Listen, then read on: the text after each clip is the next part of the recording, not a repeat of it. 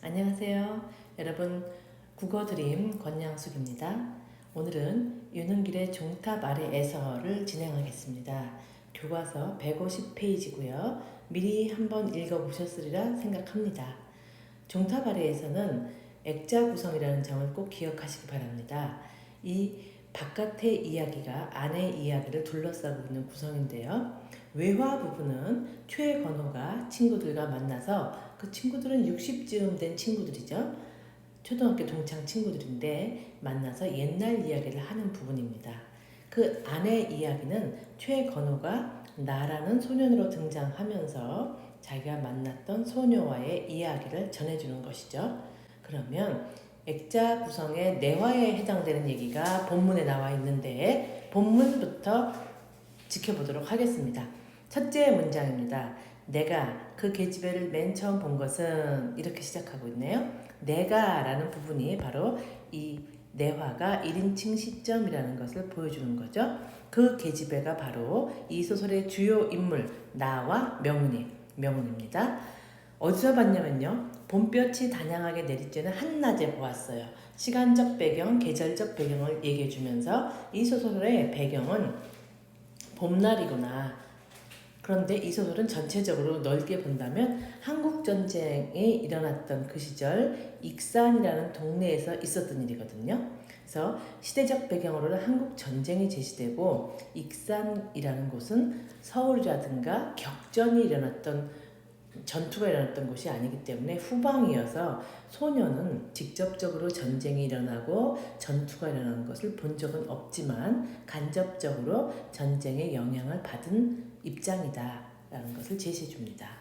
이 당시는 전쟁이었기 때문에 눈이 한쪽밖에 없다든지 팔이 한쪽밖에 없다, 외발이 뭐 이런 신체적으로 상처를 입으신 분들이 많이 있었던 거죠. 근데 이 짱눈이 아저씨를 보고서 나는 그날 일부러 돌아가겠다라고 생각했습니다. 직접 집으로 돌아가지 않고 먼 길로 돌아서 가는 이유는 무엇이냐면요. 물론 돌아가기 때문에 관사 앞을 지나게 돼서 명훈이를 보게 하기 위한 필연적인 소설의 배경 배치라고 볼 수가 있죠. 지금 경찰서 앞을 지나서 시청 앞에서 잠시 발걸음 멈추고 거기서 벽보를 보았다고 했어요. 배경을 보면 내가 집에서 주장을 거쳐서 학교를 갔는데 학교가 끝나면 마땅히 집으로 곧장 가야 될 것이지만 이 주장에서 널어놓은 밥을 훔쳐먹기 위해서 이렇게 삥 돌아가는 거거든요. 왜냐하면 아저씨는 학교에서 파에서 오는 아이들이 이쪽 방향으로 오면서 밥을 훔쳐가기 때문에 이쪽을 지키고 있겠죠. 그래서 나는 그 후방에서 밥을 훔쳐가기 위한 그런 나름 전략적인 행동이에요. 그런데 집으로 돌아가는 길을 애돌아가기 때문에 경찰서를 지나고 시청 앞을 지나고 그 시청 앞에는 벽보가 있다는 거죠. 그리고 이 벽보의 내용은 주로 전쟁의 소식들이 전해져 있다. 그 전쟁의 소식이라는 단어도 시대적 배경이 전쟁이다라는 것을 알려주는 단어가 되겠습니다. 그럼 이 전쟁의 소식, 전황은 어떤 것이냐면 국군이 유엔군과 청천강을 넘었다. 압록강을 향해 진격하고 있다. 우리 편 지금 이기고 있다. 이런 걸 얘기하는 거죠. 혹은 중공군이 참전했다. 중공군은 우리의 적군이라고 생각하면서 이것 때문에 문제가 있다라고 하는 그런 내용들이 이 게시판을 통해서 벽보를 통해서 내가 알게 되는 거죠. 그래서 만세 주장에 그 술 만드는 양조장에서 고두밥을 훔쳐먹기로 작정한 날은 덤으로 전황이 접한다. 즉 이 길을 애둘러서 가기 때문에 전황을 접하게 되는 날입니다. 일단 넘기기 전에 한 5초 정도 드릴게요. 지금 써있는 내용 정리하시기 바랍니다.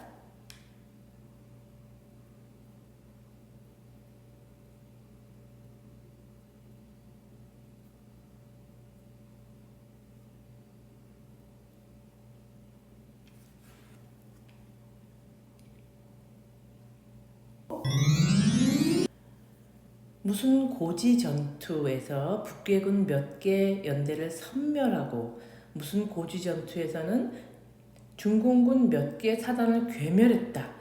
연대, 사단 이런 것은 굉장히 큰 규모의 군대를 얘기하는 거잖아요. 그러니까 이게 몇십 명, 몇백 명 단위를 섬멸, 괴멸하였다라는 낱말 지역이 있죠. 그대로 다 씨를 말려버렸다든지 뭐 다 때려 죽였다든지 이런 굉장히 어마무시한 어떻게 보면 잔인한 말들이거든요. 전쟁의 잔인성을 보여주는 말들이다. 전쟁의 잔인성.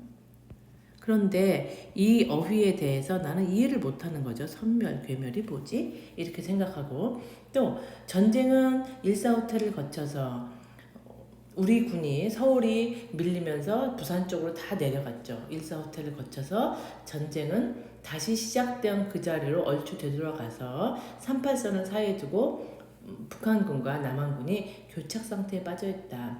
이게 지금 시점에 대한 진단인데 이게 소년이 보기에는 소년이 사용하기엔 굉장히 전문적인 용어거든요. 교착 상태, 즉 딱 붙어서 움직이지 않는 상태에 있다라는 건데 이 부분은 전지적 작가 해설이다 이렇게 보는 부분들도 있어요.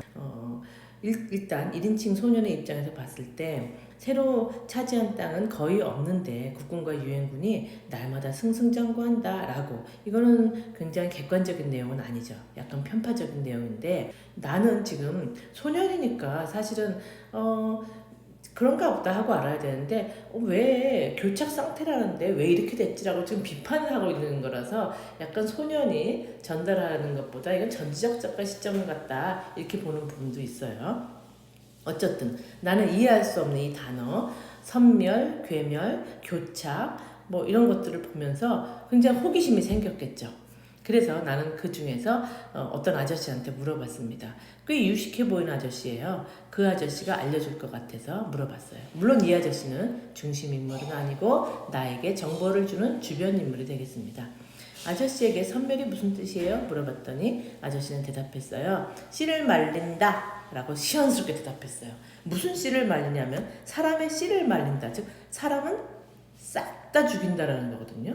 굉장히 잔인한 내용인데 아저씨는 시원스럽게 내가 아는 것대로 다 대답해줬죠.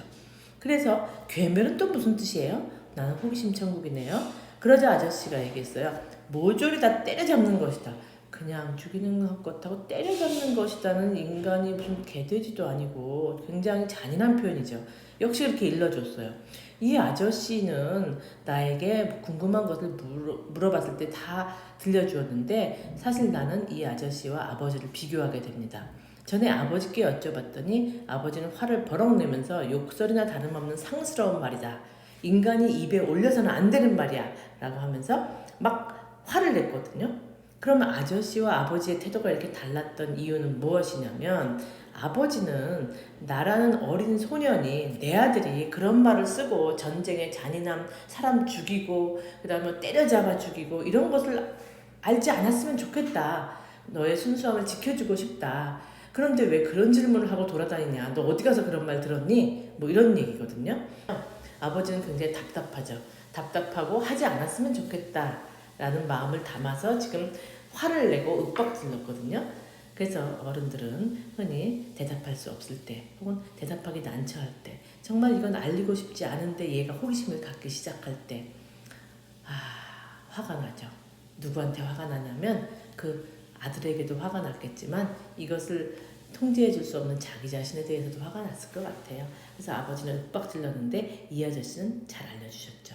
아버지는 매번 그런 식이었다라고 소년의 입장에서 나는 아버지를 이해할 수 없었다라는 얘기가 여기 되고 있습니다. 자, 그러면 여기 있는 옆에 작은 문제를 풀어볼까요? 옆에 자그마한 문제를 보면 이 소설의 배경은 언제인가요? 라고 했는데 일단 1950년 한국 전쟁을 배경으로 했고요. 중공군이 내려와서 일사후퇴를 갔다가 다시 수복을 하고 더 이상 38선 즈음에서 움직이지 않는 교착 상태에 빠져 있는 상황이다라는 걸 알 수 있습니다. 그래서 이 부분까지가 바로 발단의 첫 번째가 되면서 이 소설이 어떻게 전개될 것인가, 등장인물은 누구이며 어떤 성격인가, 배경과 인물을 소개해주고 그리고 전쟁의 상황에 대해서 설명해주는 중심어를 본다면 아마 전황, 선멸, 괴멸 이런 단어들이 될 것 같습니다. 정리하실 시간 드릴게요.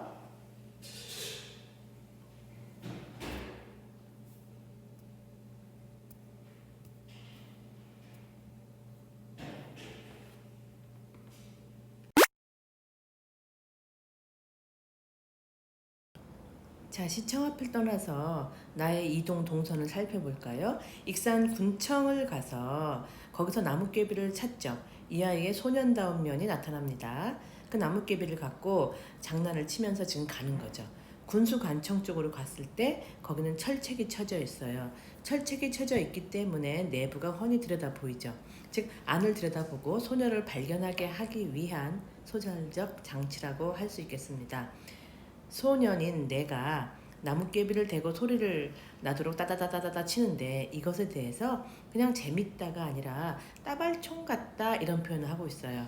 그래서 이 부분은 소년의 장난기가 나타나면서 동시에 이 조그만 장난에서도 전쟁을 연상시키는 총소리가 나온다는 점에서 이 배경이 주인공의 행동과 함께 연관 지어지는 부분이죠. 그 다음에 옆에 조그만 문제 보시면요. 실제 지명 익산이다, 군수 관사다 이런 말 한 이유는 개연성을 높여줘서 사실감을 부여하기 위한 것이죠. 그래서 여기서는 이 구체적인 지명이 나오면서 현실감이 높아졌고요. 또한 여기가 전쟁의 격전지라든가 고지전이 일어났던 곳이 아니라 후방이라는 점에서 소녀는 직접적으로 목격하지 못했기 때문에 명은이의 그 아픔을 처음에 이해하지 못했던 겁니다. 그 다음 문단 보시면 이제 드디어 발견합니다. 이 부분 여러분들도 박스 치시면 되겠어요. 한 계집애를 발견했는데 이 계집애에 대해서 묘사해주고 있습니다. 이 묘사를 하면서 계집애는 일단 소년과 달리 소년은 지금 막 밥을 훔쳐먹고 다니고 길바닥에서 나무떼기 주워갖고 막 벽을 긋고 다니고 이런 아이잖아요. 깨끗한 옷차림이고 그런데 이상한 자세를 취하고 있죠. 한 손에다가 앞으로 이렇게 뻗치고 있는 자세. 나중에 알게 되지만 이 자세는 소녀가 앞이 보이지 않기 때문에 조심조심 걸어가는 그런 자세죠. 또한 고양이를 나비라고 지칭한다. 그래서 이것들이 이 아이에 대해서 굉장히 호기심을 갖게 하는 요소이면서 어떤 기법으로 제시해주고 있냐면 소녀에 대한 설명을 하기보다는 쇼잉함으로써 독자들도 이 소녀에 대해서 판단할 수 있게 해주는 겁니다. 즉 보여주기 기법으로 지금 소설이 전개되고 있는 거죠. 소년이 던진 공을 이제 보면서 소녀를 계속 관찰하는 모습이죠. 여기 보면 고양이가 나오고 웬 낯선 사람을 경계한다 그랬는데 여기서 낯선 사람은 바로 주인공인 나죠. 소녀를 관찰하고 있는 나. 자, 나는 그 아이에 대해서 생각을 합니다. 어떻게 판단하냐면 이 부분도 나의 내면 심리를 묘사하는 부분이니까 1인칭 주인공 시점을 나타내주는 부분입니다. 박스를 치세요 여러분들도 교과서에. 서울내기들 하면서 아무리 똑똑해도 모르는 게 너무 많다 이렇게 소년이 얘기하고 있죠.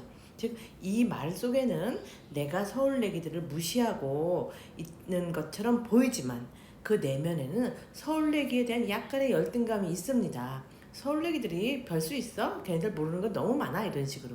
즉 이거는 자기가 내가 더 아는 게 많다라고 얘기를 하지만 속으로는 열등감이 있다는 뜻이죠. 이런 열등감은 나중에 소녀에게 자기가 알고 있는 소식을 마구 떠버리는 그런 행동에서도 다시 나타나는 거죠. 자, 서울내기에 대한 부정적인 평가가 여기서 나타나고 있고요. 왜 고양이를 나비라고 하냐 하면서 그럼 진짜 나비는 대관절 뭐야? 이렇게 혼자 속으로 생각하는 부분입니다. 주인공의 내면 심리 부분. 이제 대화가 진행되죠. 거기 누구 하면서 계집애가 내 쪽을 멀뚱멀뚱 보는 겁니다. 그런데 나는 너무 창피해요. 이 아이는 시골 소년이기 때문에 굉장히 숫기가 없고 순진합니다. 그래서 얘가 하는 행동은 첫 번째 뒷걸음질을 칩니다.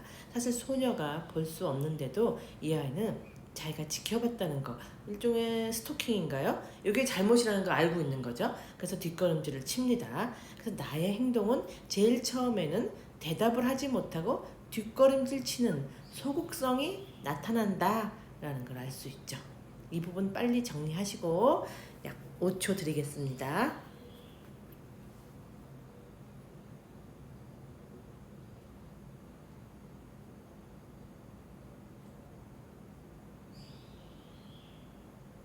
자, 154페이지로 넘어갈까요? 거기 누구? 한번 물어봤는데 대답을 안 해서 또 물어봤죠. 자, 그 소녀는 계집애 날카로운 목소리로 다시 물었어요.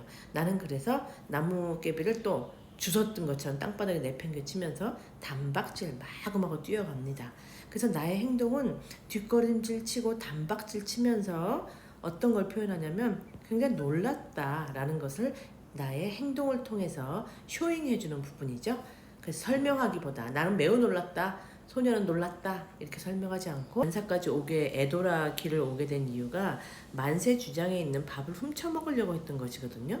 그렇게 중요한 사업적 계획을 잃어버릴 정도로 소녀를 발견했고 그 아이가 눈뜬 장님이라는 사실이 굉장히 충격적이죠. 왜냐하면 서울 아이는 자기보다 더 낮고 얼굴도 휘고 그런데 눈이 보이지 않는다는 것이 굉장히 이 아이에겐 충격적이었다. 그래서 여기 문제풀이 할 수 있죠. 밤이 깊도록 소녀의 모습이 떠나지 않은 이유는 무엇인가?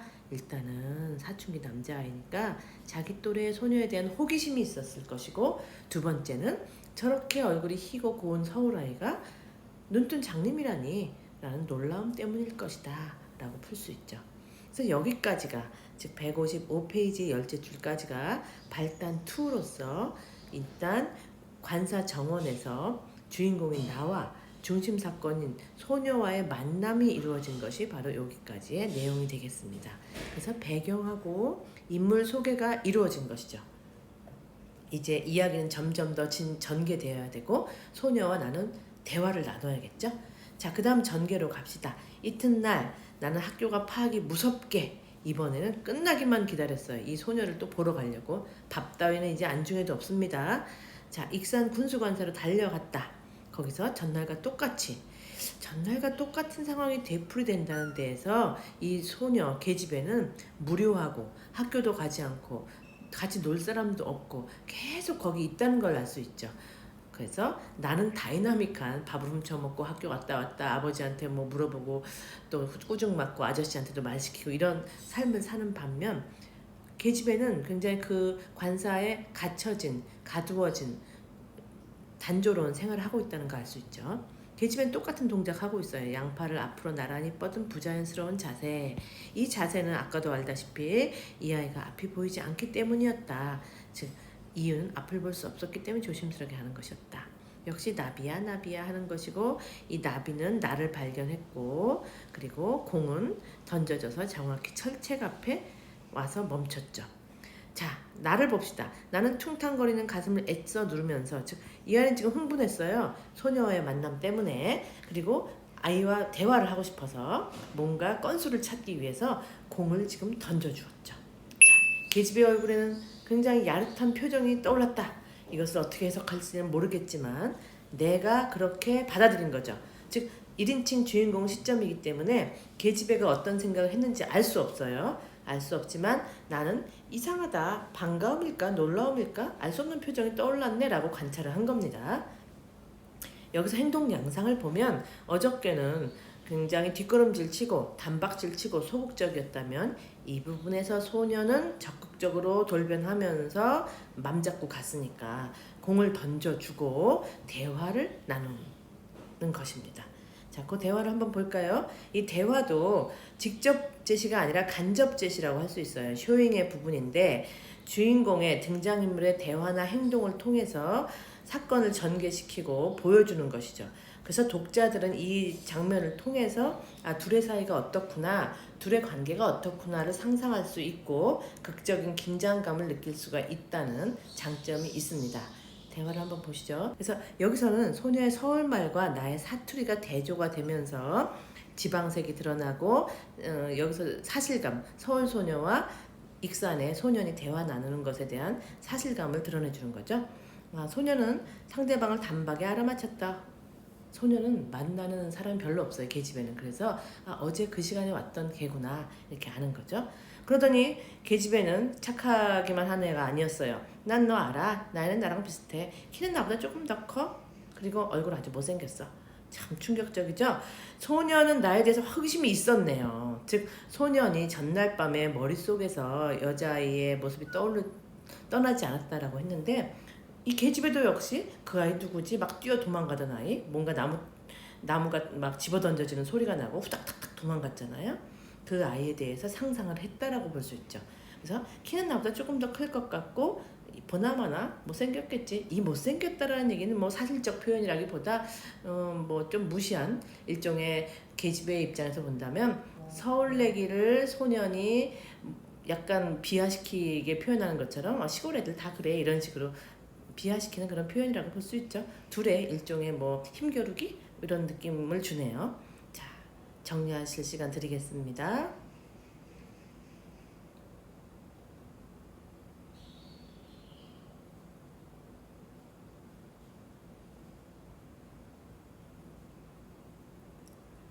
가서요. 156페이지. 이 소녀가 얘기하는 걸 듣고 나는 가슴이 뜨끔했어요. 즉, 이 아이는 굉장히 순진하구나. 뭘 뜨끔할 것까지. 내가 왜 못생겼어? 라고 반문하지 않고 맞아, 나 못생겼는데 이렇게 생각하는 거죠.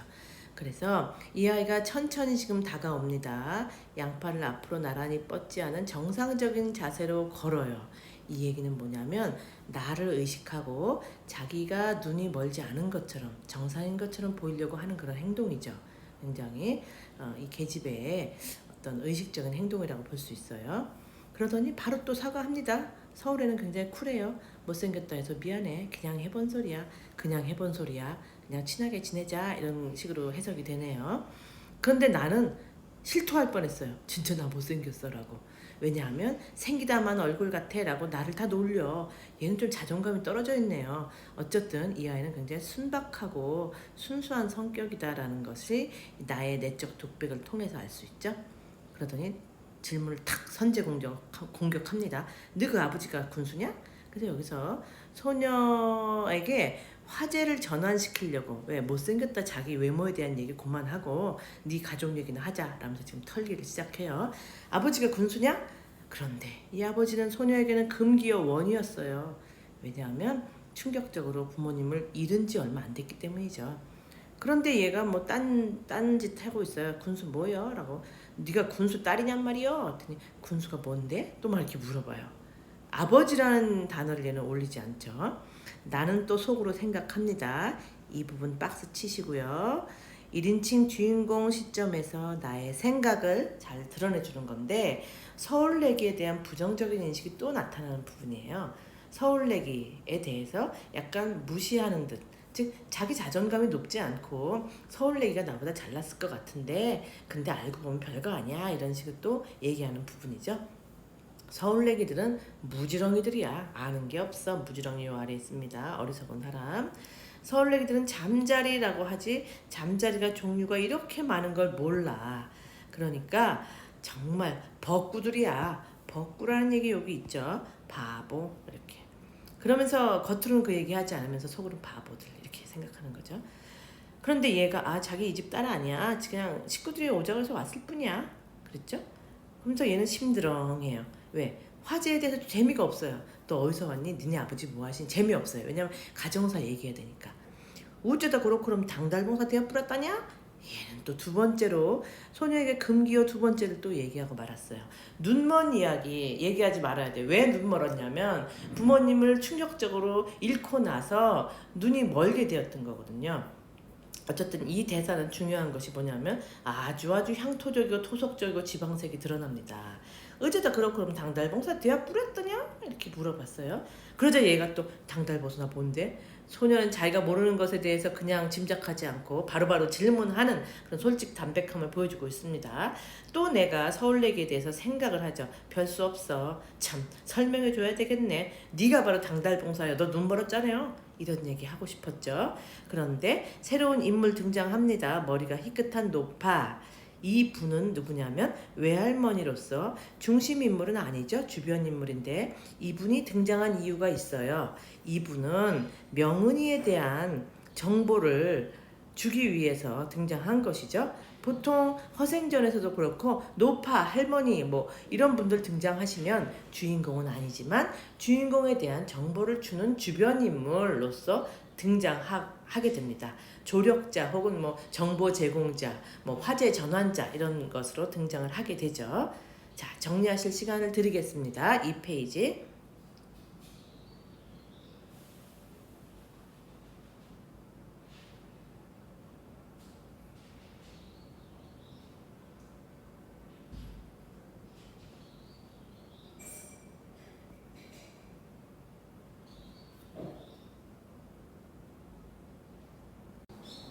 157페이지 설명하겠습니다. 그 노파가 무시무시한 눈초리로 나를 쏘아보고 있다. 즉 할머니는 나에 대해서 경계하면서 지켜보는 거죠. 그래서 나는 또 단박질 전문가라 또 도망치기 시작했죠. 그때 부르는 소리는 났지만 굉장히 주랭랑을 놓았다. 이 나는 당황스럽고도 순박한 소년의 모습을 보여주고 있어요. 자기가 쑥스러울 땐 그저 뛰는 게 전문이군요.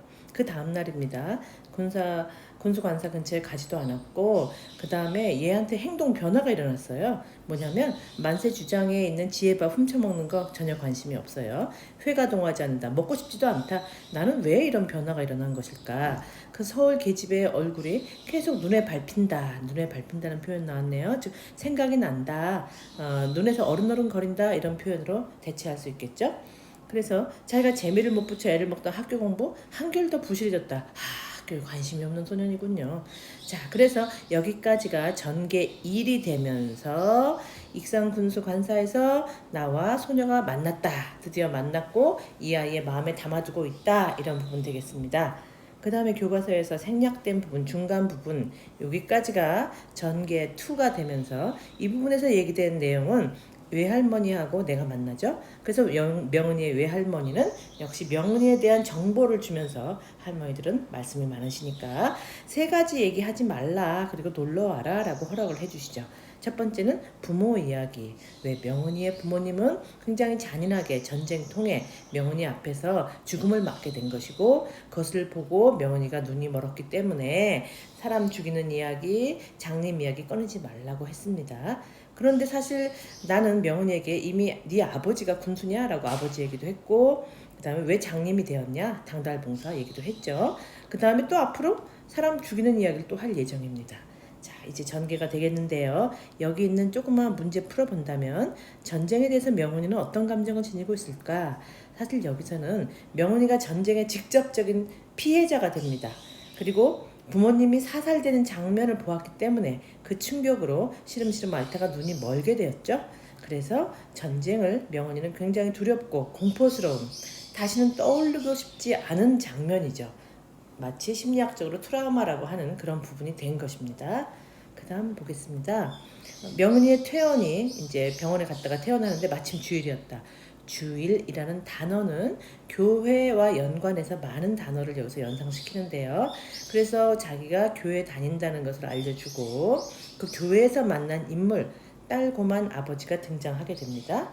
그 다음 교회에서 사람들을 부르기 위해서 치는 종소리 같은 것들이 자연스럽게 교회와 연관되어서 나오는 소재들이죠. 즉, 이 아이가 내가 집에서 학교, 만세주장, 그리고 시청 앞, 군수, 관사 이런 데를 다니던 공간과 달리 교회라는 공간에 대해서 배경이 이동을 하게 돼요. 그래서 시청 앞이라는 공간은 굉장히 전쟁과 관련 있는 공간이라고 한다면 교회라는 공간은 종교와 관련된 공간이죠. 그래서 사용되는 어휘들도 다릅니다. 시청 앞에서는 주로 전황, 선멸, 괴멸 이런 단어가 썼다면 교회에서는 기도를 한다든지 회개를 한다든지 고백한다든지 하는 단어들이 쓰이게 되는 것이죠. 자, 교회를 갔을 때 주일학교 반사의 지시에 따라 나는 죄를 고백하는 기도를 드렸다. 그러면서 나는 주일학교 반사에 대해서 설명을 해주죠. 호레비 반사인데 죄를 고백하라고 제자들에게 강요했다라는 말에서 알 수 있는 것은 타의에 의해서 하는 것이었다. 그런데 이제 이 아이의 기도는 또 다른 죄 하나가 기도에 덧붙여졌는데 내가 너무 나쁜 말, 친구한테 당달봉사라는 말을 쓰다니 하면서 죄책감을 갖는 부분이 나옵니다. 그래서 여기서 인물은 나와 명은이가 나오고 물론 주요 인물이겠죠. 그 주변에 있는 인물들 짝눈이 아저씨, 시청 앞에서 질문했던 아저씨, 그리고 아버지, 딸고만 아버지, 그리고 호레비 반사 이런 인물들은 다 주변 인물들이라고 할 수 있겠죠. 물론 할머니 포함해서요. 인물 구도가 이렇게 되어 있다라고 확인하시고 지금 여기서는 내가 교회 가서 그냥 장난스럽게 개구장이 같은 남자에 불과했는데 심리적으로 변화를 하고 명은이에 대해서 조금 미안한 감정을 느끼고 하는 것을 알 수 있죠. 그리고 또 한 가지 주목할 것은 여기서 지금 배경이 시청 앞에서 관사에서 교회에서 이렇게 크게 세 가지의 배경이 제시되어 있는데 그 배경이 의미하는 바가 좀 다릅니다.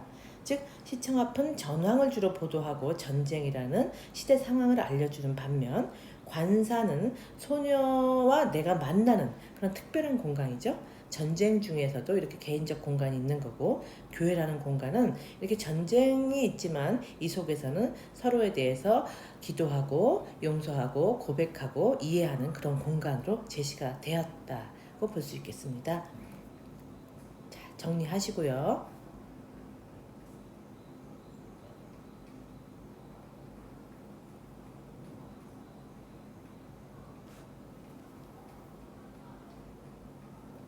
다음 페이지 158페이지죠. 나는 주일학교를 마치기가 무섭게, 즉 아주 빨리 교회에서 시청으로 갔어요. 아까 말했듯이 교회는 기도하고 회개하는 공간이고 시청은 거기에 벽보에서 전쟁과 그런 죄악시되는 그 일들이 벌어지는 전달되는 공간이라고 그랬죠. 그럼 시청 앞에 간 이유는 뭐 때문에? 벽보를 보기 위해서. 그 벽보를 이 아이는 선물이라고 생각하고 있는 겁니다.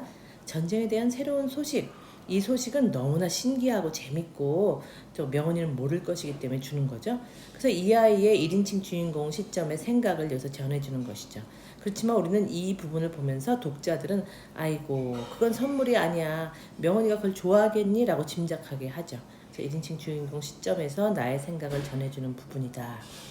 그리고 얘는 자기가 선물을 준다고 하지만 사실은 자기가 명운이라는 서울내기보다 더 잘 알고 있는 분야에 대해서 설명해주고 싶어하는 거죠. 일종의 호의인 반면 자기의 열등의식이 또 작용하고 있다, 이렇게도 해석할 수 있겠습니다. 그러면 지금 명은이한테 주고 싶은 선물은 무엇이냐? 아주 정확하죠. 전황, 벽보에 붙어있는 소식을 주려고 하는 겁니다. 그것에 대해서 우리는 어떻게 해석할 수 있어요? 이건 선물이 아니다. 너는 걔가 이걸 좋아할 줄 아느냐? 생각의 차이에서 비롯된 것이고 이 생각의 차이는 상대방을 충분히 이해하지 못했기 때문에 일어난 일이라고 볼 수 있겠죠. 그 다음 공간이 이동됩니다. 익산군수 관사 안으로 갔어요. 그럴 그 방에는 액자 속에 이승만 대통령, 세상에 언제적 대통령일까요? 이분은 바로 1950년대를 상징하는 시대적 배경이 될 수 있어요. 지금 같으면 관사에는 누구 사진이 붙어 있을까요? 지금 현재 대통령 사진이 붙어 있겠죠. 그래서 이것도 시대적 배경을 알려주는 단서가 된다. 자, 명은이가 있는 방에 가서 명은이를 보았는데 이 나는 다분히 좀 스토커 기질이 있어요. 지금 명은이를 묘사하는 장면이 바로 이 박스 안이 되겠습니다. 명은이는 반듯한 자세로 누워 있었다. 그리고 야윈 것 같다. 그리고 더 하얗고 전보다 더 예뻐 보인다. 좀 동의할 수는 없지만 하여튼 하얗면 예뻐 보이나 봅니다. 그래서 나는 희죽희죽 웃기부터 했다. 소년이니까 용서해 줍시다. 명은이는 보이지 않는 눈을 내 얼굴에 맞추려고, 즉 굉장히 노력하는 모습. 그래서 이제 재미있는 이야기 나누면서 놀아라 하고 외할머니께서 어머니를 대신해서 과자, 간식을 주고 가셨어요.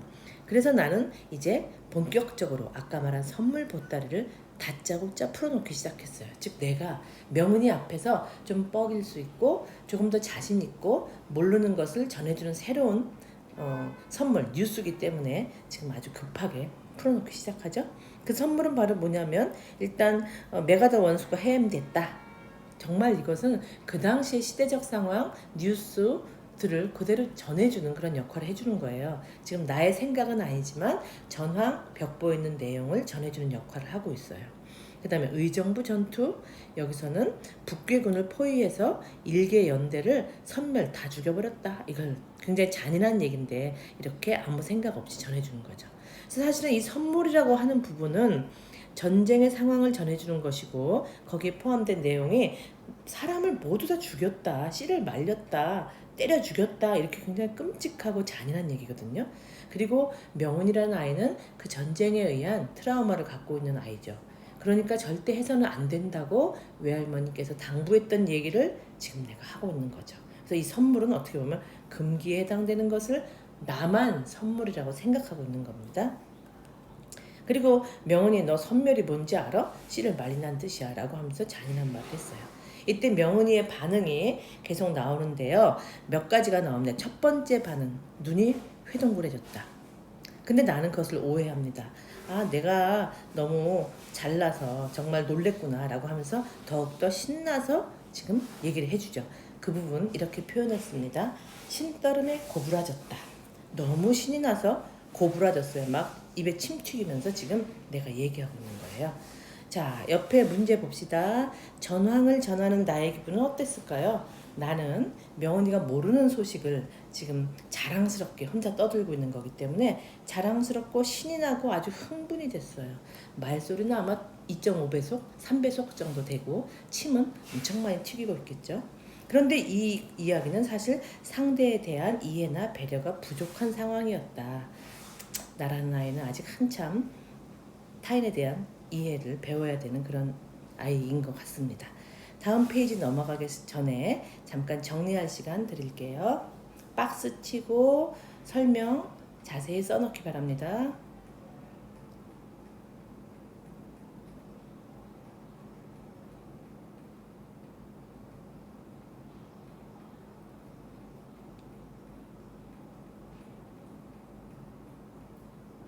(159쪽으로) 넘어가겠습니다.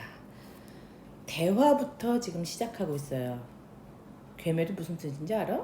이렇게 얘기를 하니까 명언이는 과자 안 먹니? 이렇게 얘기를 했어요. 정말 대화가 안 이루어져요. 동문서답이죠.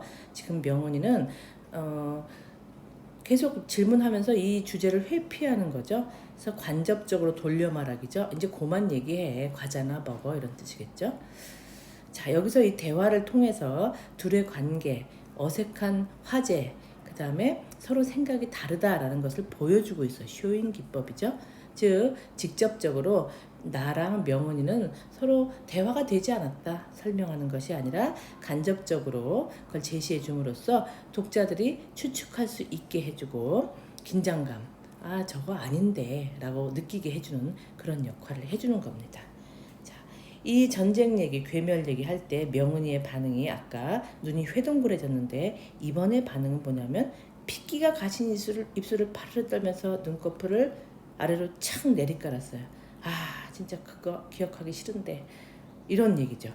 그래서 나는 이것을 또 오해를 하면서 아 진짜 과자 맛있네 하면서 과자를 막 먹어요. 그런데 명은이는 끝내 과자에 손대지 않아요. 그렇게 맛있냐 많이 먹어라 하면서 명언이는 지금 굉장히 자기의 기억의 나락으로 빠지고 있는 거죠. 그런 다음에 또 가서 놀면서 이제 나는 또 이제 선물을 해줘야 되죠. 그날치의 선물이라고 했어요. 이때 역시 선물이 아니라 거의 폭력 고문에 가까운 거죠. 얘도 어떻게 보면 나라는 아이도 전쟁이 즐겁지 않고 굉장히 끔찍한 얘기고 가슴 아픈 얘기라는 것을 아직 모르기 때문에 일종의 간접적인 전쟁의 피해자다라고도 볼 수 있다고 지적이 됩니다. 자, 이번에는 또 영국군이 중국군을 무찌른 이야기를 했어요. 적성 고지 이야기. 그때 명은이의 반응, 세 번째 반응입니다. 소나기에 힘이 스르르 풀리더니 공이 막 굴러 떨어졌어요. 얘는 이제 그만 좀 얘기해, 사람 죽이는 얘기, 이런 얘기죠. 명은이의 소나기에서 옆에 문제, 힘이 풀린 까닭은 무엇일까요? 자기가 받았던 그 충격적인 사건이 떠올라서 그랬겠죠. 그런데 나는 정말 바보예요. 이것을 감동의 표시로 받아들였다. 정말 기본적인 전제가 다르기 때문에 너무 재밌다고 생각했나? 저렇게 감동해서 쓰러지기까지? 이렇게 생각한 거죠. 그래서 그 다음 소식으로 전해갔어요. 이번엔 국군이 중공군을 격파했어. 대승을 거두었대. 선물을 또 줬죠. 그러자 얘는 소리를 빽 지릅니다. 쇠꼬챙이 같은 직유법이죠. 소리가 어떻게 꼬챙이 같을까요? 아주 콱 꽂히는 소리를 내지르면서 잔디밭에 퍼져버리고 앉았다. 자, 명은이의 반응, 아까 전쪽에 있었던 A, B, C, D를 보면 굉장히 점층적으로 나의 이 선물을 거부하고 있다는 것을 알 수가 있어요. 그런데 나는 A, B, C, D까지 갈 때까지 그것이 거부가 아니라 자기에 대한 감탄으로 생각을 하는 거예요. 자, 그래서 나는 어찌할 바를 몰랐다라고 얘기를 하고 있어요. 그 다음 페이지로 넘어가겠습니다. 명은이의 행동이 이렇게 나왔어요. 꼴도 보기 싫어 가버리란 말이야 라고 머리카락을 마구 쥐어 뜯으면서, 그렇죠? 쇠꼬챙이 같은 소리를 마구 질러댔고 할머니까지 놀래서 나왔어요. 이건 극단적인 이제 거부감을 나타내는 건데, 자기는 가면데 영문을 몰라요, 나는. 그래서 나는 집으로 가면서 굉장히 괘씸하고 두 번 다시 안 갈 거야. 선물을 주고 재밌는 얘기를 해줬는데 나를 이렇게 푸대접하다니 라고 하면서 그 화난 마음을 길바닥에 돌멩이를 막 걷어차 버렸어요. 그러니까 나는 몹시 화가 났다라고 하지 않고 행동을 통해서, 역시 쇼잉의 부분이라고 볼 수 있죠. 그래서 여기서는 자기의 섭섭한 마음을 이렇게 돌멩이를 발로 차는 동작을 통해서 나타내주고 있습니다. 그래서 여기까지의 내용이 바로 전개 3이 되면서 나와 명은이가 갈등을 일으킨다. 무엇 때문에? 선물, 즉 전쟁에 관한 이야기로 인해서 갈등을 일으키고, 명은이는 나에게 소리 지르고 나는 거기서 떠날 수밖에 없었던 거죠. 여기서 잠깐 생각해 볼 것은 무엇이냐면, 내가 선물이라고 제시하는 이 내용들이 1, 2, 3, 4 네 가지가 있는데요. 의정부 전투, 철의 삼각지 전투, 적성고지 탈환 전투, 임진강 전투, 이런 것들이 6.25 전쟁 때 아주 격전이 일어났던 곳이고, 북괴군을 격파하고 중공군을 격파하고, 물론 주체가 미군에서 영국군에서 국군으로 바뀌지만 이렇게 유명했던 전투 객관적인 사실이었던 거죠. 자, 그 다음에 갈등이 생겼으니까 이제 갈등이 풀려야 되겠죠. 그것은 일단 나의 변화에서부터 시작이 돼야 돼요. 이 박스 친 부분을 보면 비로소 집에 가면서 내가 퍼뜩 기억이 떠올랐어요. 아, 사람 죽이는 이야기 하지 말라고 했지? 떠올랐어요. 그래서 얼씬도 하지 않았지만 내 마음은 관사언저를 배회하고 있다. 가고 싶어요. 그리고 명은이가 지르던 소리가 내 귓바퀴를 맴돌았어요. 즉 미안해요. 아, 왜 그렇게 소리 질렀지? 아, 진짜 싫었구나. 이걸 알게 된 거예요. 뒤늦게. 그래서 더는 참을 수가 없어. 나는 그 다음날 결국 관사를 갔다. 이 짧은 세 줄의 문장 속에 나의 내적 갈등이 들어있습니다. 즉, 아, 갈까? 안 가. 다시는 안 가. 그러다가 아, 가고 싶어. 궁금해. 미안한데? 가서 사과할까? 이런 내적 갈등이 여기 들어있고요. 즉, 나의 심리 변화는 처음에는 명은이에 대해서 소리 지르는 것이 섭섭했다가, 그 다음에 내가 잘못했다라는 걸 깨달았고, 이제는 미안한 마음을 가지면서 다시 가서 화해하고 싶은 마음이 되는 거죠. 이렇게 심리 변화가 여기 고스란히 묻어져 있습니다. 그래서 결국 갔죠. 가는 그때 시간적 배경은 저녁놀이 물든 그런 곳이에요. 그래서 이 시간적 배경은 아침이나 점심과 달리 모든 것이 좀 평안한 그런 시간이겠죠. 거기 가서 역시 내가 잘하는 거 있잖아. 나는 스토킹. 이게 지켜보는 거 잘하죠. 거기서 명은이를 지켜봤는데, 이 부분, 박스 친 부분은 명은이에 대한 묘사가 역시 되어 있습니다. 근데 명은이는 공놀이를 하지 않고 그냥 먼 산을 바라보고 있어요. 근데 사실 눈이 보이지 않으니까 먼 산 바라볼 수는 없잖아요. 꼼짝없이 있다. 이것을 나는 지켜보고 있다. 굉장히 정지된 그런 화면인데, 사실 명은이는 누가 올 사람도 없고 갈 수도 없고 무기력하다라는 것을 알게 되고, 나는 그걸 지켜보면서 명은이의 처지에 대해서 더 이해하게 되는 그런 장면이라고 볼 수 있습니다. 바로 그때 종소리가 들리죠. 이 종소리는 여기서 중심 소재인데 청각적인 소재다. 이 얘기는 뭐냐면, 들을 수 없는 명은이와 내가 공감할 수 있는 것은 청각을 통해서죠. 그래서 이 종소리가 바로 둘이 화해할 수 있는 매개체가 되는 중심 소재가 됩니다. 맨 마지막 문장 보면요. 저녁 노래 한박 젖은 채, 누가? 명은이가. 저녁 노을은 붉은 노을이죠. 그래서 시각적이고요. 한박 젖었다라는 것은 굉장히 촉각적이죠. 노을이 사람의 모습을 붉게 물들인 것을 젖었다고 표현한 것이고, 종소리 청각적이죠. 이렇게 굉장히 공감각적으로 표현이 되면서 그 장면에 나는 가슴이 철렁 내려앉을 만큼 묘한 감동을 받았다. 라는 것은 눈이 보이지 않지만 저 소녀가 뭔가에 귀 기울이는 모습을 보면서, 아, 명은이는 볼 수 없구나. 그리고 내가 뭔가 도와줘야겠구나 라는 그런 이해가 싹 트지 않았을까요? 그래서 선생님이 여기 써놨어요. 아마도 성장, 이렇게요. 자, 옆에 있는 문제 풀어보겠습니다.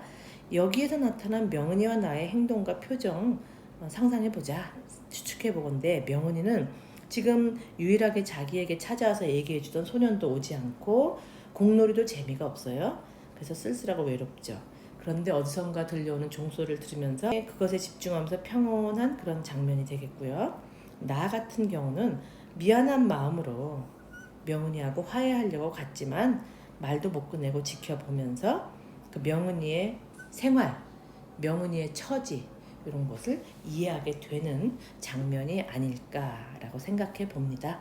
여러분 정리할 시간 드릴게요.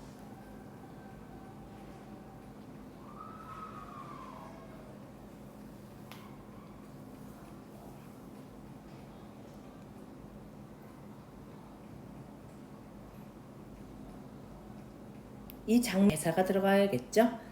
이 3일종이 대화의 매개체가 돼요. 3일종이야 네가 지금 듣는 거 이렇게 얘기해줬죠. 그때 명언이는 화들짝 놀라는 몸짓을 취했어요. 그때 여기서 일종의 전지적 작가가 관찰해서 놀라는 몸짓을 취했다 본 거잖아요. 만약 이것을 명언이는 깜짝 놀랬다 라고 하면 명언이의 마음속 주체가 된 거잖아요. 그래서 자 그러면서 명언이가 또 나비놀이를 하면서 공을 막 굴리면서 사실 지금까지 명언이는 너무 무료하고 재미없고 심심하고 기운 빠져 있었는데 나의 등장으로 인해서 갑자기 막 부산을 떨면서 그런 신용을 했어요. 아무렇지도 않은 것처럼. 그러더니 공을 또 너무 세게 던져서 내 발치까지 굴러와서 나는 공을 던져줬죠. 그때 명훈이는 우리 무슨 일 있었어? 얼른 들어와 이렇게 얘기를 하죠. 왜 거기 서 있니? 나를 책망하는 척했다. 이 얘기는 뭐냐면 소리 지르면서 가버려 했던 것과는 대조적으로 나에 대해서 이미 용서했다. 빨리 들어와라. 반갑다라는 마음을 표현해 준 거라고 볼 수 있죠. 그리고 너인 줄 알아 빨리 들어와 나 너 기다렸거든 이런 표현이 여기 들어가 있다고 볼 수 있죠. 즉 맨 처음에 명은이가 나에게 했던 질문이 거기 누구? 였잖아요. 그런 경계심이 풀어지고 왜 거기 서 있어? 들어와라 라고 둘의 교류가 이루어졌다는 걸 뜻하고 둘 사이에 있었던 갈등이 풀어졌다라는 것을 의미합니다. 명은이 외할머니도 꾸짖음 반, 반가움 반이다. 이런 심리 상태는 뭘까요? 옆에 문제가 있네요. 이 문제를 보면 인물 3명을 그려놨는데 나는 굉장히 미안해서 사과하려고 갔지만 어쩔 줄을 모르고 있었는데 명은이가 가버리라고 소리를 질렀지만 얘가 다시 와준 것에 대해서 굉장히 반가운 마음을 갖고 있죠. 즉 명은이는 원래 원망했지만 지금은 반갑다. 나는 굉장히 미안함을 가지고 갔는데 얘가 나를 안 받아들여주면 어떡하나 생각했지만 들어오라고 했으니까 안도감을 느낀다. 이런 감정 상태고요. 할머니의 감정 라인은 어떨까요? 할머니는 네가 왜 그런 말을 했어? 라고 꾸짖고 싶어요. 그렇지만 그래도 다시 와줘서 우리 명은이 친구가 돼줘서 고맙다라는 반가움이 있겠죠. 자 이제 3일종이요? 라고 물어봤으니까 명은이는 또 질문해야죠. 명은이 질문의 선수예요. 3일종이 뭔데? 라고 질문했어요. 수요일 저녁 예배를 3일 예배라고 하고 첫 번째 종 치고 빨리 오세요 라고 하고 두 번째 종을 또 칠 거야. 2번 치거든. 이렇게 설명해 줬어요. 그래서 미안했기 때문에 얘가 또 미안한 마음을 만회하려고 아주 빨리 정신없이 막 얘기를 했죠. 그랬더니 너 교회 다니니? 이렇게 물어봤어요. 교회 다녀? 교회 다닌다고 얘기하면 되는데 또 막 딸고만 아버지에 대해서 막 얘기를 하고 있어요. 딸고만 아버지 어떤 사람이냐면 막 얘기를 하는데 대화의 매개체로 아까 종이 들렸다면 지금은 딸고만이 아버지가 대화의 매개체가 됩니다. 그 아저씨가 어떤 사람이냐면 5번째로 딸을 낳고서 딸이 이제 고만 이렇게 소리 질렀대요. 그래서 딸 고만이에요, 애 이름이. 그래서 그 아버지는 딸 고만 아버지가 됐어요. 별명의 유래인데요. 지금 들으면 조금 이상하네요. 딸을 낳고서 딸 고만 이렇게 자식을 차별한 것 같기도 해서 조금 불편하긴 한데 뭐 1950년 되니까 이해해드리고 어쨌든 이 부분은 굉장히 희화화된 해학적인 어조로 들어가 있는 코믹한 장면이 되겠습니다. 그래서 그 아저씨는 딸고만 이렇게 이름을 적기 때문에 그 다음에는 틀림없이 아들을 낳을 거야. 그 딸은 무슨 죄예요? 이름이 딸고만이라니. 자, 그래서 여기서는 아주 빨리 말했다라는 것을 도롱태 굴리듯이 말했다. 굴렁쇠 있잖아요. 동그란 굴렁쇠. 이것을 굴리는 것처럼 아주 빨리 이렇게 말을 빨리 했다라는 그런 뜻이 되겠습니다. 빨리. 정리할 시간 드리겠습니다.